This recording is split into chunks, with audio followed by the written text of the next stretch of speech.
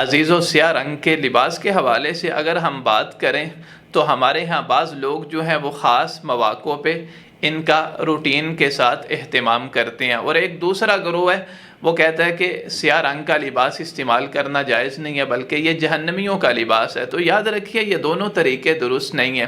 Number ایک، خاص موقع پہ غم اور سوگ کی صورت میں سیاہ لباس پہننا اسلام نے ہمیں اس کی تعلیم نہیں دی۔ رسول اللہ صلی اللہ علیہ وسلم کے دور کے اندر آپ کے اصحاب کو شہید کیا گیا، آپ پر کئی قسم کے مصائب و مشکلات آئے، لیکن رسول اللہ صلی اللہ علیہ وسلم نے اس موقع پہ سیاہ لباس کا استعمال نہیں کیا۔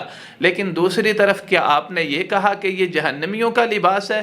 یاد رکھیے اس کی کوئی دلیل نہیں ہے، بلکہ رسول اللہ صلی اللہ علیہ وسلم نے سیاہ رنگ کی پگڑی پہنی، اسی طرح آپ نے جو انگوٹھی پہنی تھی اس میں سیاہ رنگ کا نگینہ تھا۔ تو نبی علیہ السلام نے سیاہ رنگ کی مختلف چیزوں کا استعمال کیا، تو سیاہ رنگ کا لباس استعمال کیا جا سکتا ہے، لیکن خاص مناسبت کے ساتھ ایک غم اور سوگ کی حالت کے اندر اس کا استعمال کرنا یہ درست نہیں ہے۔ اللہ تعالی ہمیں صحیح معنوں میں شریعت کے مطابق عمل کی توفیق عطا فرمائے۔